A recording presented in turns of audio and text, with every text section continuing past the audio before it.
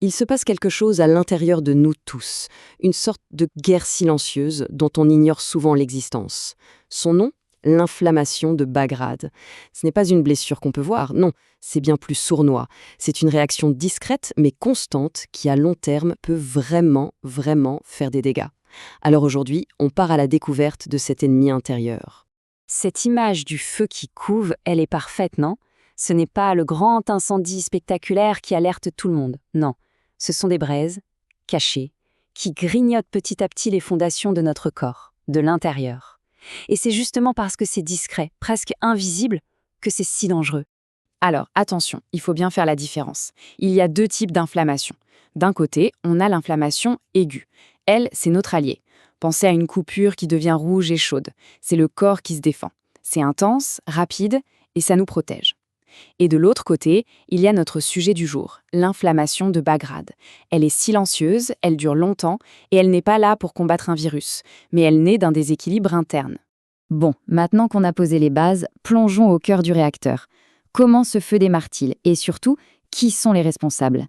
Parce que oui, ce conflit interne, ce n'est pas le fruit du hasard, il est déclenché par ce qu'on pourrait appeler de véritables saboteurs, des éléments qui viennent, pour la plupart, de notre mode de vie moderne.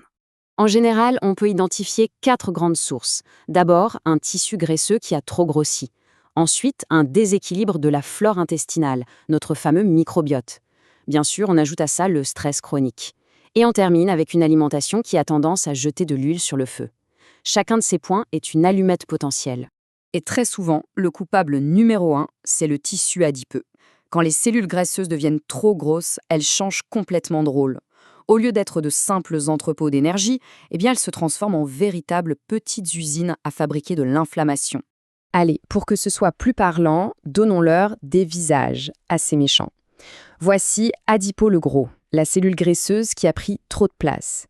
C'est elle qui envoie ses 2 agents de terrain, TNF-alpha le pyromane et IL-6 l'agitatrice. Et comme si ça ne suffisait pas, on a Corti le roi, l'hormone du stress, qui vient taper sur tout le monde avec son marteau pour aggraver la situation. Avec une équipe pareille, vous vous doutez bien que le problème ne reste pas local. Non, c'est tout le corps qui se retrouve en état de siège. Voyons un peu comment ces saboteurs s'y prennent pour étendre les dégâts. Ok, mais concrètement, sur le champ de bataille de notre corps, quelles sont les premières victimes de cette attaque incessante ? Eh bien, l'une des toutes premières cibles, et c'est absolument fondamental, c'est notre capacité à gérer le sucre. C'est souvent là que tout commence à dérailler sérieusement au niveau du métabolisme. Alors, imaginez la scène. On a Insuline Igor, c'est notre livreur. Son job, c'est d'utiliser sa clé pour ouvrir la porte des cellules et y livrer le sucre. Mais à cause de l'inflammation, sa clé est toute rouillée. Du coup, la porte de muscle le résistant reste bloquée. Et le résultat, glucide, le sucre, reste dehors et s'accumule dangereusement dans le sang. Ce phénomène, ça a un nom, l'hyperglycémie. C'est tout simplement un excès de sucre qui se balade dans le sang parce qu'il n'a pas pu rentrer dans les cellules. Et ça, c'est l'antichambre du diabète de type 2. Et les dégâts s'étendent partout. Le pancréas, à force de produire de l'insuline, s'épuise, ce qui peut mener au diabète. Le cœur et les vaisseaux sanguins sont attaqués, augmentant les risques d'infarctus ou d'AVC. Le foie peut se remplir de graisse.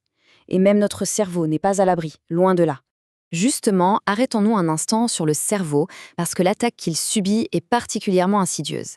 L'inflammation n'abîme pas que notre corps physique, elle s'attaque directement à notre morale, à notre santé mentale.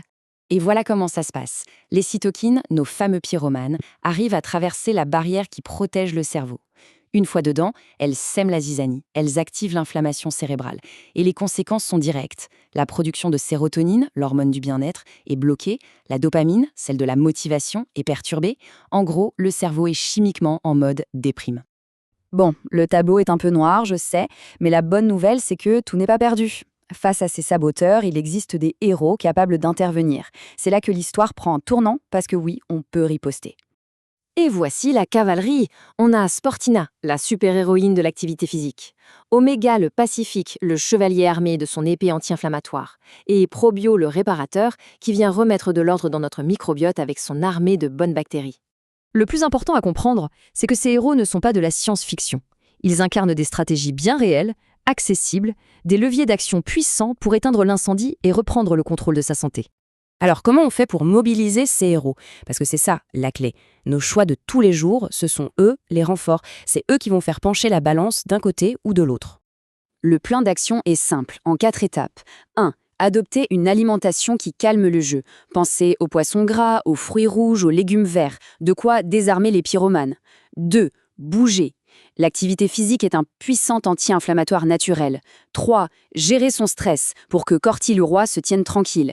Et 4. Chouchouter son intestin qui est notre première ligne de défense. Ce qui est crucial, c'est la synergie. L'alimentation, c'est vrai, c'est la base. Ça représente une grosse partie de l'effort. Mais elle ne peut pas tout faire toute seule. L'activité physique, la gestion du stress, tout ça, ça se renforce mutuellement pour créer un environnement globalement hostile à l'inflammation. Au final, le but, ce n'est pas juste de gagner une guerre, c'est de signer un traité de paix durable. Il s'agit de faire passer notre corps d'un champ de bataille permanent à un écosystème où tout fonctionne en équilibre, en harmonie. Donc la question qu'on peut tous se poser, c'est celle-ci. Chaque jour, nos choix sont comme des soldats qu'on envoie sur le front. La question, c'est de savoir pour quel camp ils se battent. Celui des saboteurs ou celui des héros? La réponse nous appartient.